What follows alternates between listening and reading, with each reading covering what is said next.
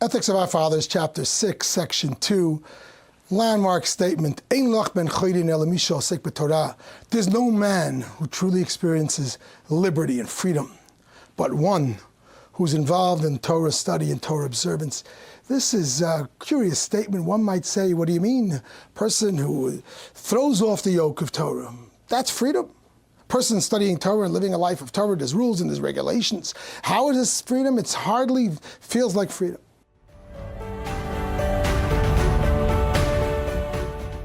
Our sages point out there are two terms for freedom. There's chafshi and ben chorin. Chafshi you might translate as free. I do whatever I want, I have no rules. Ben chorin means liberty, and there's a difference. Chafshi means a Jew, a person who says, I can do whatever I want, I'm free. I have no purpose, I have no meaning. So of course I have no rules, but what an empty existence. Ben chorin, a person of liberty. A person whose energies have been liberated, whose soul has been liberated. A person, not they do whatever they want. On the contrary, they might be very focused. But they're living out their destiny. They're allowing their juices to flow. They're truly living their destiny and living out their purpose and meaning.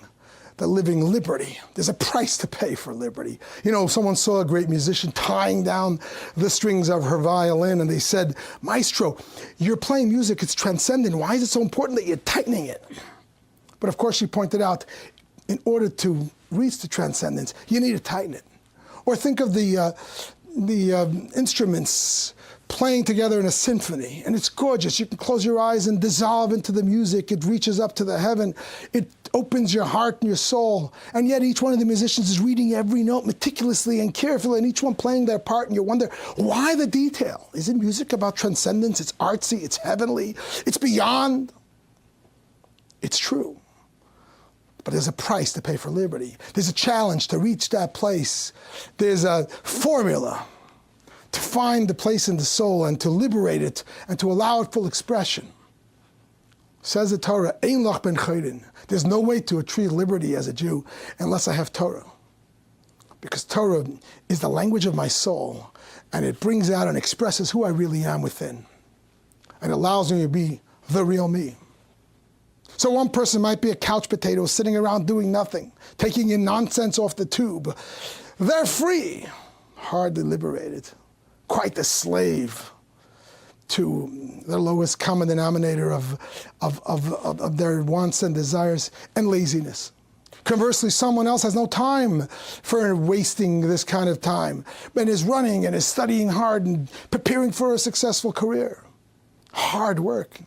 That person, though, is liberated. They're liberated from the laziness, and they're liberated in the ability to achieve and become who they know they can be. I was asked by a college student after the first semester in college. She came back for Thanksgiving break. She called me up, Rabbi, I got to talk to you. And she came over to Chabad, and she said, you know, I'm very confused. I'm in college. There's so many things going on. It's very hard to figure out which way's up. There's too many choices. There's too much freedom, not that much liberty. A tremendous amount of confusion. And she said, by the way, Rabbi, you notice a strange thing. I noticed the Orthodox kids on campus seem to walk around with a little bit more of a skip in their step, a little more of a smile. And I don't understand it. They're the ones with all the rules and regulations. Whereas the rest of us, we're totally free. We can do whatever we want. We have no rules. And yet we can't seem to break a smile. And they who live with all these rules somehow seem to be more happy. How do you reconcile? I said to the young lady, who I happen to know enjoys a good sports car. Her father has a collection of cars. She comes home and she enjoys putting down the top of the car and driving down the highway. I say, I want you to tell me, what's the difference between driving a car on the highway, 75 miles an hour, or driving in an arcade, one of those make-believe cars? And she says, what do you mean, Rabbi? How could you compare? So I said, don't you understand today with the arcades, they put you in a leather seat, they strap you in a seatbelt, and the seat will tilt, and the winds will blow, and you can roll down the window, the cop will pull you over. It is total simulation. What's really the difference? And she looks at me, Rabbi, like, what are you getting at? I said, let me explain it to you. I said, when you're in the arcade, the whole thing is fake. There are no rules. And therefore, you could do whatever you want. You can go 100 miles an hour against traffic. You can fly into the billboards and come out the other end and see what happens. Because it's fake, there are no rules. Conversely, you're driving down the highway at 75 miles an hour, it's very real. And every move can spell life or death. I said, similarly in life, there are only two paths in life, two mindsets, that's all. One mindset is that life here is an arcade. We're just here by accident. We're a biological mistake. We happen to show up. God doesn't know my name. I could have not been. And I'm just here to have a good time. The only question is, how many tokens do I have left? So if that's the case, I'm totally free. Nothing matters. It's like lights on a screen. I can do whatever I want, when I want, where I want, how I want. But how depressing that my life doesn't matter a hill of beans. Conversely, the other view on life is, are you kidding? God created my soul with his own breath. He knows my name. There's only one of me throughout the world and throughout history. And I have a destiny that's important that will fulfill and perfect the entire picture of the Jewish people and the picture of humanity. And each one of my thoughts, speech, and actions affects the cosmos, affects all of history, affects the world, affects the patriarchs and matriarchs and all of my ancestors, what have you.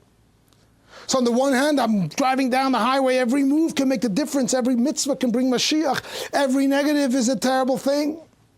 It's life and death. Conversely, wow, how liberating that I matter. My life is real. It's a source of joy. There's no one truly free except the one who's involved as a servant of God in Torah and the observance of mitzvahs. If you like that video, hit the subscribe button and notification bell below for hours of the best Jewish content online.